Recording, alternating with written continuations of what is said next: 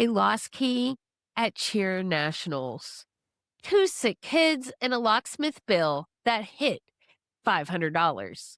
For most ADHD brains, that's the recipe for a shame spiral. But today, I'm sharing how a simple shame shield turned a financial disaster into a neutral event.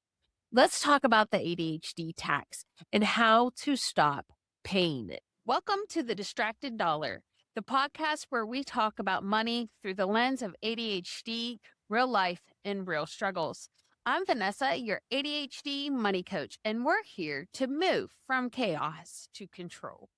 So picture this, we're at CCA Cheer Nationals. The energy is already this intense, overstimulating buzz, loud music, bright lights, and 1,000 people moving in every direction.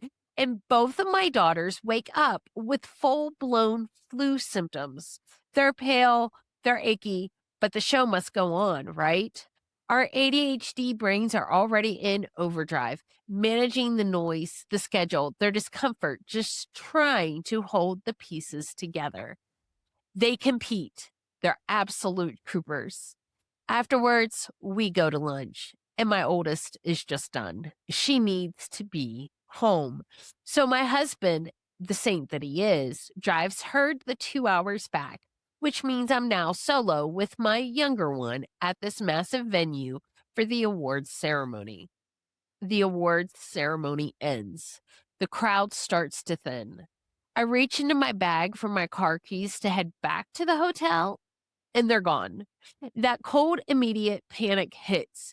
You know the one, the missing object panic that feels uniquely wired into our ADHD brains. I dump everything out right there on the floor. Nothing. We backtrack. Check the lost and found. Nothing. The venue is shutting down. So now the logistical nightmare unfolds. I'm stranded. I still have my hotel room for the night, thank goodness. My head coach, another angel, gives my younger daughter and me a ride there. But first, I needed to get my suitcase and my daughter's bag out of my car, which is locked in the venue parking lot. So I have to call a locksmith. He comes, pops the door, and I'm standing there just watching the meter run in my head, knowing every second is adding to a bill I can't even guess at. The next day, we check with the venue again. No keys. Our plan B becomes a night at my coach's beach house, which is so incredibly kind, but also another layer of plan deviation that's just exhausting to manage. Meanwhile, the next day, my husband back home is scrambling. He finds a dealership that has the replacement key, but getting it to me will mean a whole day of work he has to miss. Then he drives 2 hours back to me. We meet at the car, get a new key programmed, and finally, we can all go home. And the entire time, underneath the stress of sick kids and changed plans and feeling like a burden, there's this constant pounding financial fear. How much is the locksmith? How much is the key? How much is the programming? Where does this $500 plus come from? What do I have to cut? What bill goes unpaid? This is the ADHD tax. It's not just the money. It's the predictable, expensive chaos our brains create and that shame spiral that comes with it. You're not just solving a problem. You're bracing for the financial impact and the self-blame. We get home. I'm drained. The emotional hangover is real, and I have to face the music. I sit down. I open the You Need a Budget app, and I start entering transactions the locksmith, the key, the programming fee. I'm preparing for the gut punch, for that sick feeling of seeing the bank account drop, and then it doesn't. I assign the first charge to my auto maintenance category. The money is there. I assign the next one. The money is there.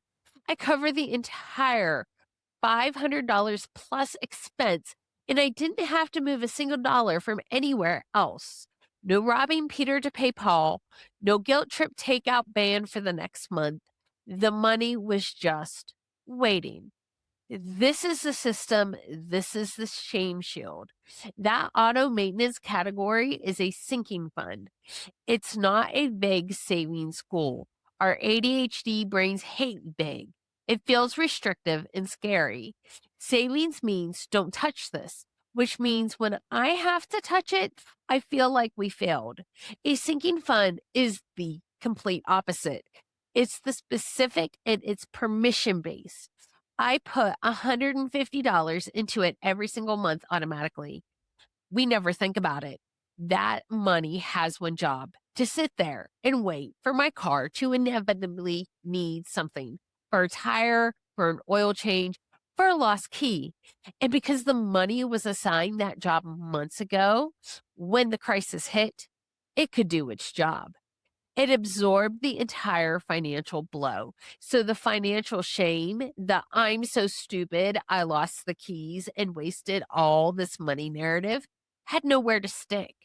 The money was already spent away. It was already allocated for Vanessa's car chaos. The system worked even when I didn't. There are three of these categories that I think every ADHD household needs because they're the big panic buttons.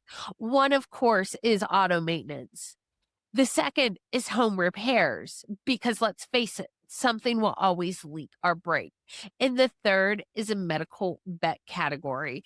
This is for copays, prescriptions, or when that urgent vet visit happens because your dog eats a sock, which he loves for some reason. These are the most predictable emergencies. Fund them. And you pull the teeth out of so much panic.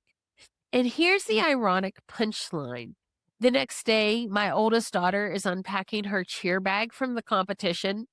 She pulls out a sweatshirt, a pair of shoes, and then my car keys. They were in her bag the whole time. I just stared and laughed. This exhausted relief laugh because the lesson wasn't be more careful. The lesson was the crisis happened. The system handled the financial part. So all that was left was to laugh and be grateful the keys were found and be incredibly grateful that the money was already there. The real cost wasn't the panic or the shame. It was $150 a month that bought our family calm.